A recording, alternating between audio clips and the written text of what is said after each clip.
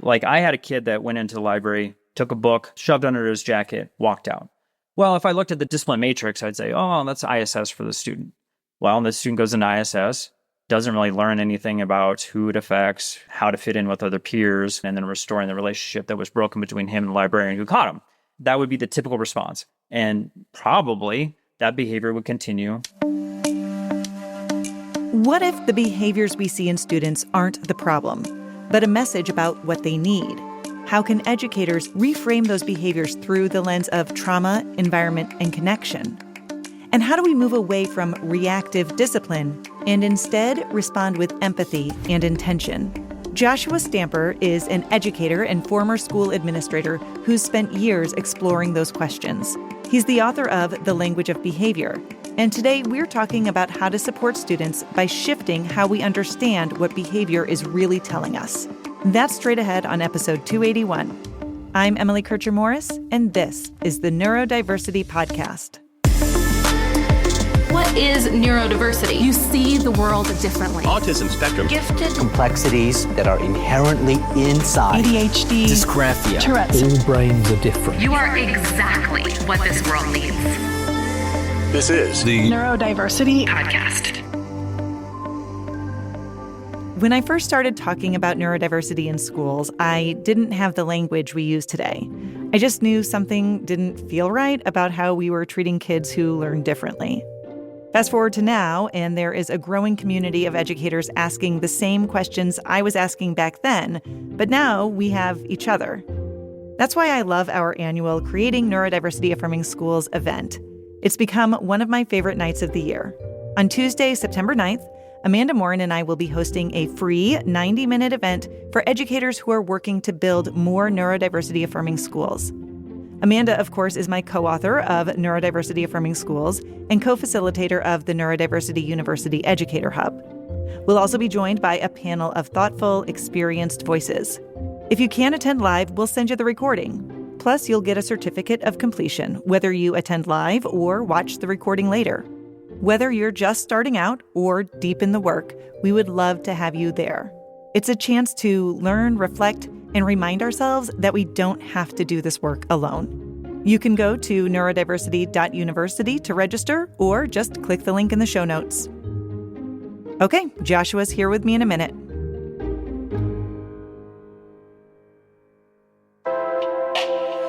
previously on the Neurodiversity Podcast. If you have a kid who really is struggling with those transitions and having like massive meltdowns after gaming, for example, then you may have a kid who can't game during the school week, or you may have a kid who actually, maybe you need a visual schedule. Maybe this is something you work on with their therapist or another practitioner to try to help figure out how to make these transitions. They may need a really explicit menu of activities that bring them back into their body, for example. For many kids, it might just be helpful to remember, like, oh, you might need to go to the bathroom or eat or drink water or do some push-ups after you game to like get back in your body. But for kids who are really struggling, it might be helpful to have a list, and like, and you're like telling them to get off the game and handing them their list, and they have to like go through the checklist, and this is what we do. And if it doesn't work, that game may not work for your family if every single time they play it, they're going to throw the controller. That's episode 158. Find it wherever you get your podcasts.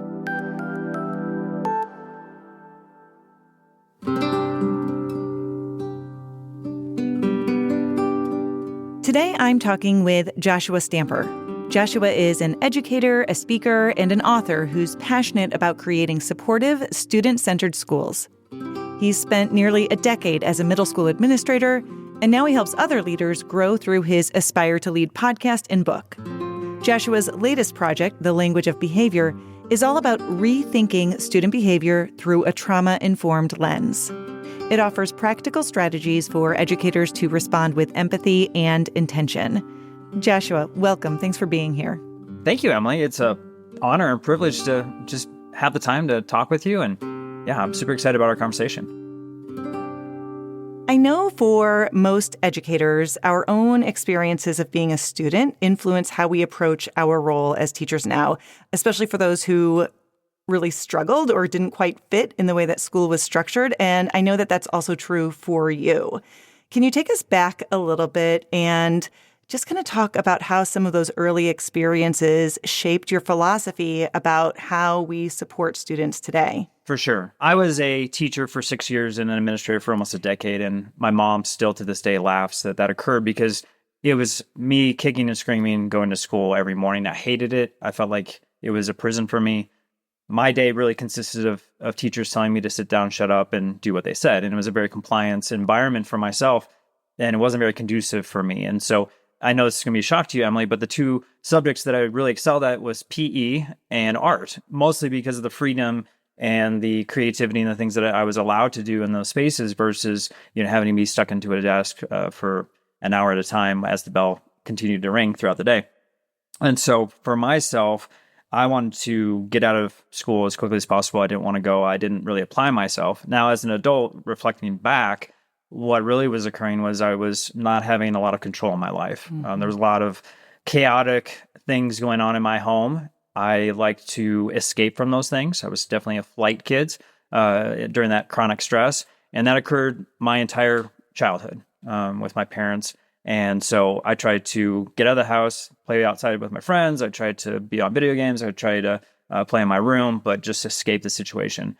But what I also found was the only thing I really felt like I had control over was my grades and how I was acting in school. Mm-hmm. And so for me, I was like, screw everyone. I'm not doing it. I'm not going to be a good student. And I used to get in trouble all the time. I used to get lectures from my parents and I get grounded and I had all these things taken away. And for me, it just made me dig my heels in more. And I was really non-compliant because I was like, you can't tell me what to do. And I unfortunately still have that to this day of feeling like, don't tell me what to do. And so for myself, I went through a kind of a crossroads professionally as far as I was a graphic designer and my job got dissolved during the recession. And I kind of had to figure out where I was going to go. My beautiful and wonderful wife, she's so brilliant. She kind of sat me down and was like, hey, what do you want to do? Like, what are your interests? What are you going to love? And I was like, well, I love art and I love sports. And so she's like, well, how can you do that? And of course, I landed on being a teacher and a coach. Mm-hmm. And that's exactly what I did. I was an art teacher. I went back to school, got my licensure. We moved to Texas. And so I was an art teacher, but I also was a football, basketball, and track coach and did that for a long time. My mission really was to get after the kids that felt just like me. The kids that, are having just a horrible time in their life. Maybe there was some trauma, maybe there was some things that they felt like they didn't have control over. And I really wanted to be just a light on a hill for them. I wanted to make sure that they had someone that was in their corner, that understood what they were going through, that maybe school wasn't the top priority for them. Maybe it was just survival and they had to come to school because it's the law and they were being made to, but really trying to turn it around as far as looking at the adult. What is that adult going to look like? Are they going to be a person that is able to get through this adversity, but then also come on the other end of it and be a successful person moving forward? And although they may not understand truly what's going on in their life right now, that I was at least a stabilizing force for them. And I didn't want them to all be professional artists, maybe appreciate art, but also I was looking more at like the executive functioning things, the soft skills, the ways to regulate themselves, the other things that are probably actually, in my opinion, more important than some of the content that they'll forget tomorrow and never use in their adult life. And so for myself, I kind of had a different lens of what the educational space was, what to teach our students, and then also kind of those life skills to help them move forward with. Yeah, I love that. And I do think that it does influence us so much, and hopefully in mostly a positive way when we take our own experiences, and it gives us a point to connect and have some empathy with our students. Yeah. When we're thinking about how we support students and reframe behavior, you have laid out this framework that focuses on understanding behavior through 3 lenses: environment, root causes, and intentional response. So before we really get too deep into those specific types of strategies, can you walk us through what each of those core elements means to you and why that language shift matters for schools?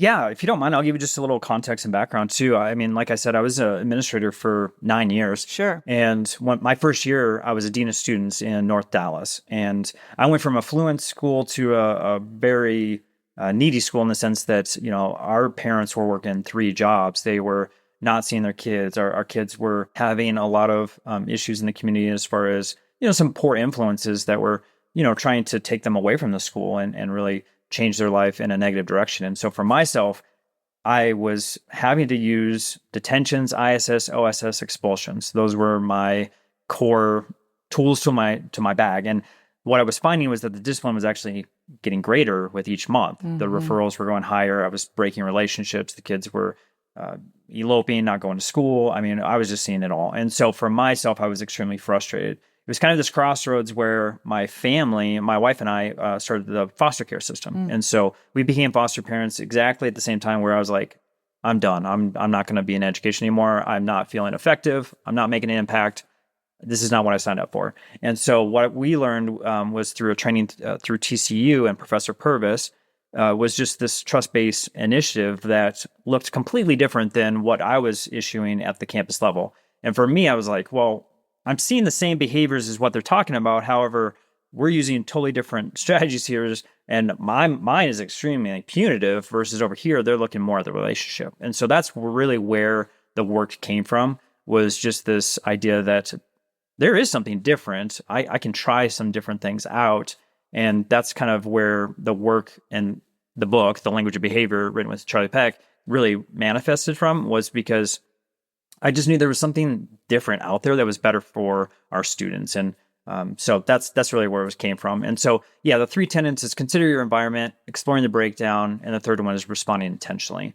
And so really, as far as educators, sometimes we get hopeless. I know I felt this way. It was like, I don't have control of my students, especially once the bell rings and they're getting on the bus or they're walking home, in that environment. A lot of times it was chaotic. And so I didn't have any control of that. Now, if I was sending a school in OSS, for instance, they were going out and they were not staying at home. I can assure you that. And they were getting into the neighborhoods, they were getting in the apartment complexes, the stores. They were just running around in our community. And what was happening was we were actually seeing this vicious cycle.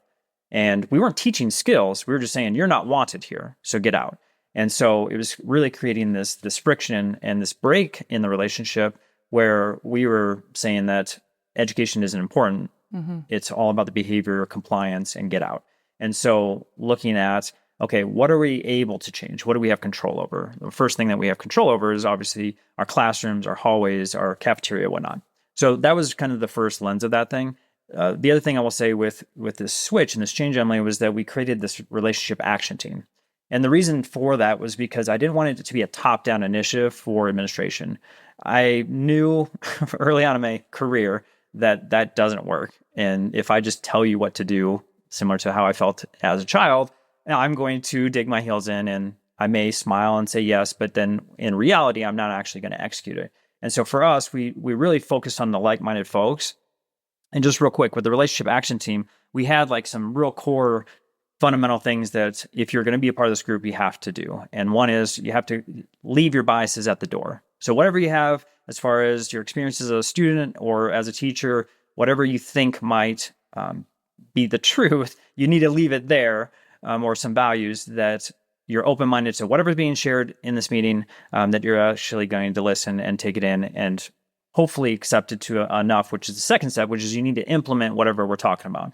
So our teachers, our counselors, social worker, whoever it might be that's saying, hey, I learned this strategy. I want us to implement it for the next, however week, 2 weeks, 3 weeks until we meet again. You would actually implement it into your classroom. And there's no judgment, pass or fail. If it worked and it was successful, the next step was that you had to continue that strategy for the rest of the year. And then if it did work, that you're sharing it out with your peers. With that, there was a second component to it. So yes, you're sharing it with your neighbor, you're sharing it with your team member, but you're also inviting them to the relationship action team. So what we saw was we started with 7 individuals that started that relationship action team. Unfortunately, we love to create acronyms in education. It turned into the RATS group. I didn't love that, but it was the RATS group. And that group then turned into almost half our staff by the end of the school year because of the members were seeing a difference. They're seeing things that are working. And then, of course, it's different when you have a peer inviting you versus an administrator saying you have to do this. So there was something behind that, right? So the next year, then it was just kind of a cultural thing. It was common practice to say, hey, as a campus, you guys know this group has been implementing. We're seeing success. Now this is a whole campus culture piece where we're going to have everybody do it in year 2. Next piece was exploring the breakdown. Obviously, our students that are going through some really adverse situations, we're going to see different things in regards to their behavior. And so a lot of times our teachers aren't trained in regards to what that looks like. So there's a lot of nonverbals. There's a lot of things that we're trying to key in on, right? So we've created a baseline, but then also has anything changed rapidly, right? So for instance, a kid drops out of track all of a sudden, although before loves it, or a kid is wearing the same thing 4 or 5 days in a row. I mean, like we've got some things that obviously are red flags for our teachers to understand, okay, there's something going on here. The other thing is nonverbal. There are a lot of cues that we can look in and discover as far as a teacher that maybe you weren't accustomed to prior to, escalating behaviors, or maybe they're dysregulated. What does that look like? And then also that teach piece of like, how do we get a kid to regulate? Do they have those skills? Communication skills. Do our kids know as far as proximity to space, tone, volume? I mean, all of these different things that typically, unfortunately, are under the special education social skills component. Well, we can't assume that all of our kids have all of these different skills that some of our adults don't even have in our building. And so for us, it was a lot of teaching in regards to that relationship action team, and then eventually to our entire staff, as far as exploring some breakdowns that we can identify to say, okay, there might be something underlying the behavior, which of course we know is true with all behaviors. It's a communication, it's a language. So how are we deciphering that? Last thing is responding intentionally. Again, ISS, OSS, there's plenty of data out there, and you can obviously look in the first chapter of our book to to see that it doesn't work. But the responding intentionally is like, do we have consequences that are associated with the behavior that's occurring? And I can give you a quick example, Emily, is like I had a kid that went into the library for a book fair. He took a book, shoved under his jacket, walked out. Well, if I looked at the discipline matrix, I'd say, oh, that's ISS for the student. Well, the student goes into ISS, doesn't really learn anything about who it affects, doesn't learn the skills as far as how to fit in with other peers, what's the behavior behind it, who's it affecting, and then restoring the relationship that was broken between him and the librarian who caught him. And so all that being said is that would be the typical response. And probably that behavior would continue based on the traditional approach to discipline. Well, if I'm responding intentionally, I'm going to look a little bit deeper into that. Okay, so let's dive in with the student as far as what was the reason for that. Well, it's not because of lack of money, which mom confirmed. He had plenty of that. So what is it? Well, it's about status and his friends. It's looking cool. Okay, what are some appropriate ways to make that occur with your peers?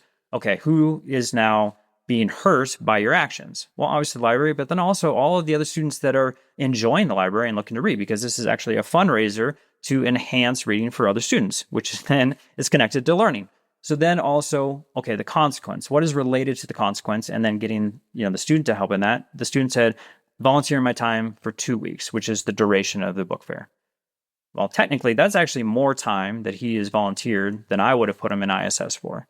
So he volunteered that. Second of all, he is now helping the librarian by being a secret shopper, which he established on his own, a strategy as far as the students coming in, putting the backpacks, and putting their jackets to the side. So that way it's easier for the librarian for himself to see if anyone else is going to steal from that. Then also he's helping shelve the books, and he's helping in all kinds of different ways.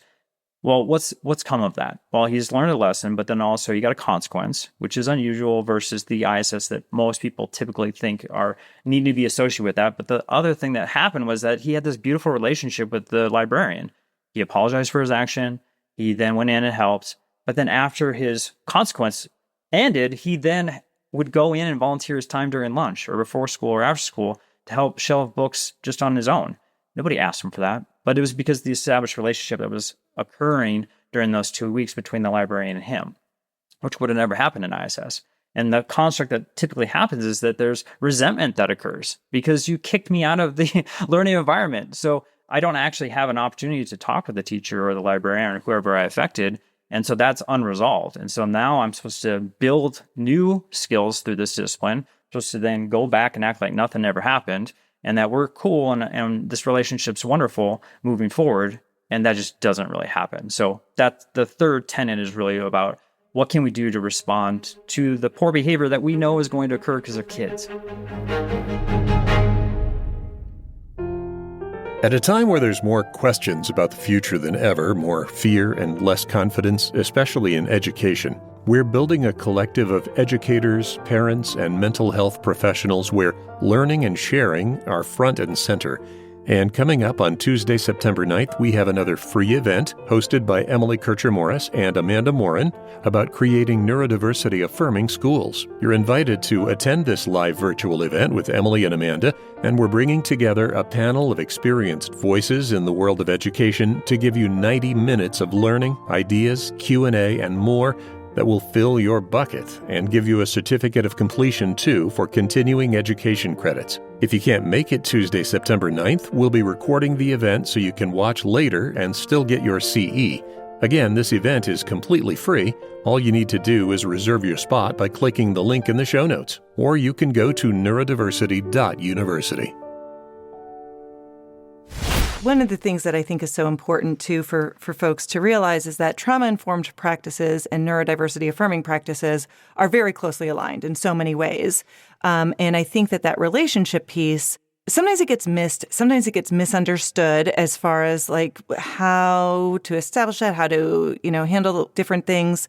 I really like how you're talking about that intentional response, like kind of finding a relevant way to repair the relationship in a way that doesn't feel super punitive. I mean, it is a giving up of the time there, but it's productive. It's not just this exclusion, which I think sometimes a lot of kids end up like that just ends up being the knee-jerk reaction, the go-to thing. Yeah, I totally agree. And, for us, it was always about connection before correction. Mm-hmm. And this goes with a lot of things in regards to not knowing a student. And for instance, and I did this as a teacher and I had to learn from it, is like you don't know a kid and he's run down the hallway and you're yelling at him to stop and you're fussing at him in front of his peers. And of course, the reaction typically is negative that you're getting from the kid. And so, what are some tools that we can provide our teachers to make sure that they're communicating in the right way? And this goes into another piece to it, which is like be a window, not a mirror, in the sense that our kids a lot of times don't have the skills to react in this adverse situation. And so, if they are going in a sense of like dysregulation, let's say they're yelling, let's say they're getting close to you, whatnot, that you're not mirroring the same behaviors, right? That you're modeling the appropriate thing. And then also a lot of times I know it's hard not to take it personal, but in line with that is that there's like the sense of losing power, right? So for instance, I had a kid, I corrected him in the hallway. I did have a relationship with him. He did not react the same way, told me to F off, walked away. So the teachers around me, of course, they gasp, and then they're looking at me like, what are you going to do? I let it be in that moment, right? Because I'm not losing power. Now, I had a teacher come up to me later and go, why didn't you address that right there? And so I had to talk about all the different components, right? Is that really the setting that I need to have that conversation with maybe 50 to 70 kids around? Is that going to be a productive situation where that kid obviously was at a heightened emotional state? I already know some of the issues that are happening in his brain already that I was privy to. And do you think I'm going to not have another conversation later? Do I still have power in the situation? Can I still provide consequences? And obviously, yes, to all those questions. So that's what happened was I let him cool down. Then at the appropriate time, when he was regulated, I brought him into the office and then we had a conversation. Because as you know, and so many of our listeners, like when a student is in a heightened state, the eyes are glossed over, nonverbal, their hands are clenched, they're stiff as a board. Well, what is that telling us? Well, they're in a fight-flight response or freeze, probably. Mm-hmm. And so any conversation I'm going to have with them, nothing's being inputted. So this is not the appropriate time to have that conversation. And so that was something that we really wanted to talk with our teachers about too, is, there were certain times where I saw a student in the hallway where a teacher was really giving them business about their behavior and what was happening in the classroom. And you could see all of these nonverbals that student doesn't hear a word you're saying. Mm-hmm. Let's get them somewhere else. Let's let them calm down, get their brain in the right spot to actually have a conversation. And unfortunately, that may take 30 to 45 minutes. And once they're at that point where they can have a conversation, they can input the information that you're providing them, then that's when we start talking about the behavior, what occurred, and what we can do differently in the future. You're talking a lot about kids who have externalized behaviors that are visible, but there are definitely also those kids who tend to pull away or shut down. I feel like this is a lot of our neurodivergent learners too. And so, but because those avoidant behaviors are quiet, they're internalized, they often get overlooked. but is still a signal that something's really not working. What are some ways that you help kind of better recognize and support those students who are more likely to withdraw, especially because the behavior isn't disruptive, but it still is that sign of distress? Yeah, I think the major thing for us is just to understand, like in that first piece with considering your environment is like, do all your kids going in feel safe? Like if they're feeling some sort of emotion that's negative, like do they have an outlet for that? For instance, like if a kid puts his head down right away, what is that telling us? Well, unfortunately, a lot of times it's disrespect or it's associated to trying to manipulate the situation or non-compliance or not wanting to do the work, when maybe that is a neurodivergent student that's, is just feeling overwhelmed. And that's the only way that they know how to work through that situation at the point. And so just, again, communicating to teachers like what that might look like, but then also what are some opportunities for them to make sure that they're feeling safe to continue to learn. I think this is just one of the critiques, one of the concerns that I often hear from educators and sometimes parents who feel like there are kids, neurodivergent, not neurodivergent, doesn't really matter, but they externalize a lot of those behaviors and then they feel like they don't have any consequences. Like they feel like there needs to be that punitive piece. How do you approach those questions and those concerns? I mean, I hear teachers talking about, oh, well, I sent this student to the office and then they came back with a snack and nothing changed, nothing happened. How do you handle those types of questions?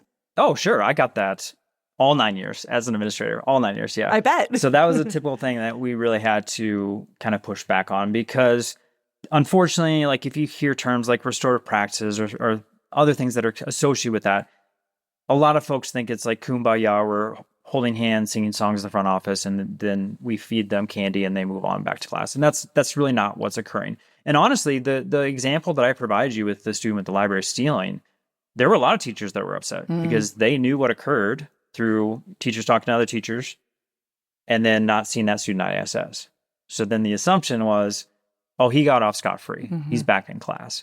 And they didn't understand the time that was put in between the librarian, myself, and that student. They didn't understand the time that the mom was brought in and to have the meeting a part of that conversation moving forward as far as what that consequence looked like. And they also didn't understand him coming in before school because he was there even earlier than them pulling up in the parking lot. So, I mean, there was already this assumption that the administration did nothing for that situation. And it was folks that weren't even in the same grade level as the student, same subject matter. I mean, it was everybody on the campus. And so for us, it was just constantly having to communicate like what this looks like. And it may look different than what you're used to. I mean, we're not going to have the guillotine in the hallway and we're not chopping off kids' heads because, they made a mistake. We're trying to associate a consequence that goes along with behavior because we're trying to teach them moving forward. If a kid throws something in the cafeteria and gets sent to ISS, what does that teach them? Let's talk about like what that behavior, who it affects. Okay, it affects the kid that he threw it at, but also affects the custodian that has to clean it up, right? So wouldn't the consequence be that student is then cleaning up the mess that he or she made? I mean, there's a lot of pieces that are just alleviated because it's easier for the adult versus is it teaching the student? Discipline, and actually the root word of that is a disciple. It means if someone is learning versus what we've manipulated and the construct of that word is punishment. Like, how do we make it hurt so they don't want to do it again? And there's a lot of data to show that that's not going to build the skills necessary to move forward. That it doesn't happen magically because they're in a room that's separated from everybody else. And honestly, that's not even motivation for some kids. They would rather be alleviated from the classroom and be put in a quiet space. Yeah. I mean, I don't know about you, but that sounds great for me. Like, I do better in this quiet space versus a chaotic space of 30 kids. So like, sometimes we just assume this is a horrible place that they're never going to want to be in when a lot of kids are trying to get out of the classroom in the first place. So I just think there's a lot of assumptions that are occurring that need to be broken. And so a lot of my job, unfortunately, was the idea of like what this looks like, this new system.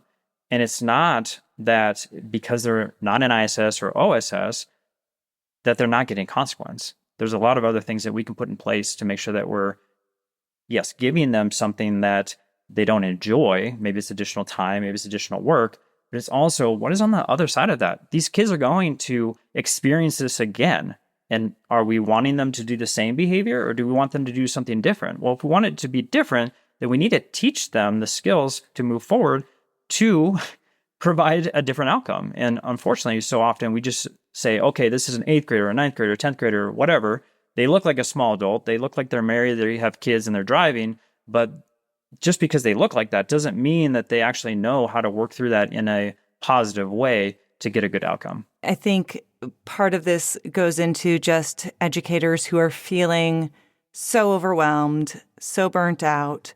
And when you're supporting kids with a lot of needs, whatever that might look like, it gets to be a lot. And I know there's also this component that I feel like is really important that extends beyond the empathy that we offer to students and is about the empathy that educators offer to themselves. I think this is probably also applicable to parents too, but can you talk a little bit about self-care, which I feel like is such a buzzword. I wish there was a better term for it, but tell me how you conceptualize that and why you feel it's so important. Yeah, I will be the first to say, like, burnout is real, and I experienced it multiple times. I know, people try to talk about like this life-work balance, and that doesn't really exist. Sometimes family is going to be overweight than work, and work's going to overweigh family. And so, for myself, what I was doing was I was working insane hours. I was working like 70, 80 hours a week. And then I was checking emails at all hours of the night, and I was not getting enough sleep. I wasn't eating well, and your body can't do that for a long period of time. And so one of my biggest passions is just talking with educators and leaders and saying, like, yes, the work is important and you are valued and you're doing so many wonderful things, but at the same time, this is not sustainable if you continue down the pathway that I did. And that's a lot of teachers, right? They don't go to the bathroom for 6 hours. They don't eat lunch. They, are staying up at the school hours among hours, not seeing their family, and then they're getting very little sleep. And so for myself, it's just like, I understand that it's become this like buzzword, and, a lot of folks just kind of roll their eyes at it. But I think they roll their eyes at it for a couple of reasons. One, I think our leaders are not modeling the appropriate things for them. It's similar to what my dad used to say, which was, do what I say, don't do what I do. And as a kid, I hated that. I thought, nope, if you're going to do it, then I'm going to do it too.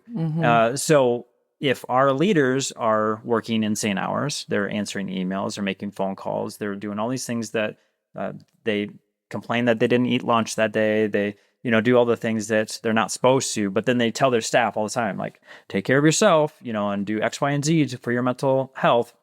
You're already creating a culture that's different, and you're modeling something that's different than what you're saying. So they're gonna look at your actions. They're gonna do the exact same thing you as a leader are doing.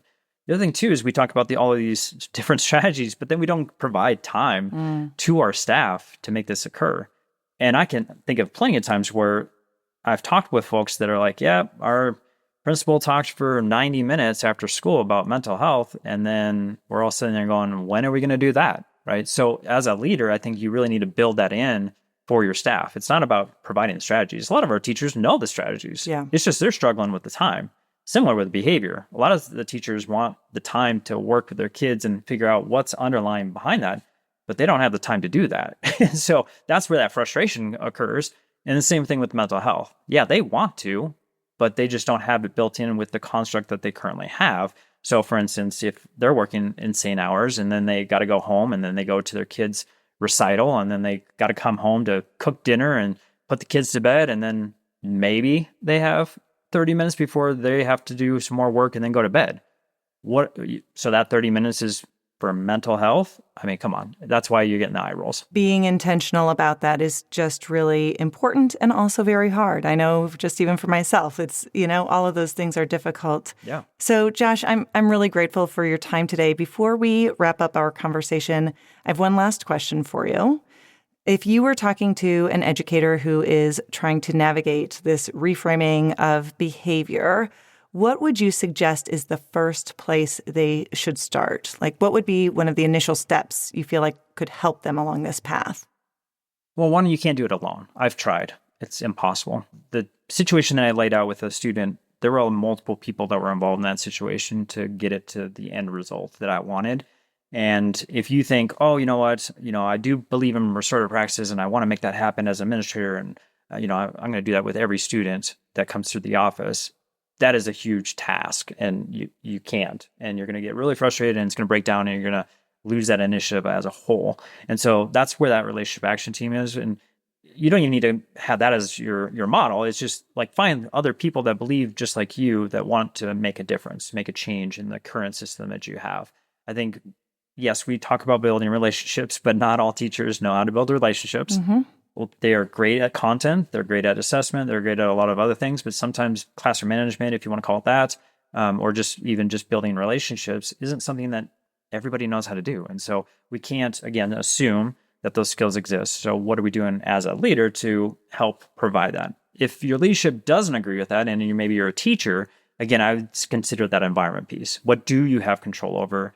And it's making small steps. This is an initiative that, for some of my campuses, 3 to 5 years. Yeah. That sounds insane, but it does take a lot of time. It's not you're driving a speedboat, you're driving a cruise ship. It's going to take some time to make that shift and maneuver it to where you want it to go. And so you can make that starting point of that, like I said, that cruise ship turning, but it's not you by yourself. And so what do you have control over?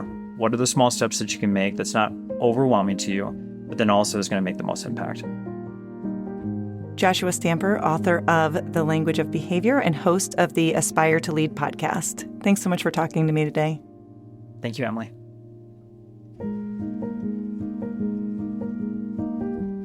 It can feel daunting to rethink everything we've been taught about behavior, especially when so many systems are still rooted in compliance, control, and consequence. But what I appreciate about Joshua's message is the reminder that we don't have to overhaul everything all at once.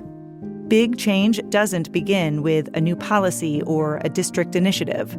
It starts with something much smaller and much more human. Maybe the first step is just shifting the question we ask. Instead of, why is this student acting like this? We pause and ask, what do they need right now? That single change in language and in mindset can open the door to connection. Maybe your starting point isn't fixing a whole behavior plan. Maybe it's one moment where you pause, one kid who shuts down, one conversation where you respond with curiosity instead of control. Because what our students often need most, especially those who are neurodivergent or carrying trauma, is someone willing to stay curious. I'm Emily Kircher-Morris. I'll see you next time on the Neurodiversity Podcast.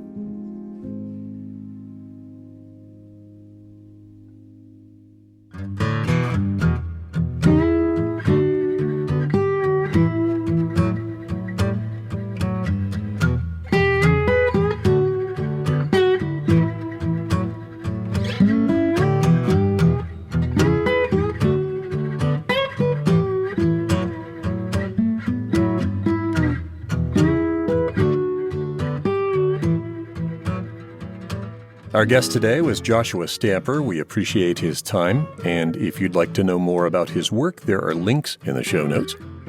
Write this on your calendar. On Tuesday, September 9th, Emily and Amanda Morin will be hosting a free 90-minute event for educators who are working to build more neurodiversity-affirming schools. There will be a panel of experienced voices, and this is a live virtual event, but you can also watch the recorded version if you can't join live. It does also come with a certificate of completion in case you can apply that toward your continuing ed requirements. The link to register is in the show notes. Again, it's free, so make plans to join us September 9th. Our host is Emily Kircher-Morris. Corey Orrick is our office manager and production assistant. I'm the executive producer, Dave Morris. For all of us, thank you for listening, and we'll see you next time.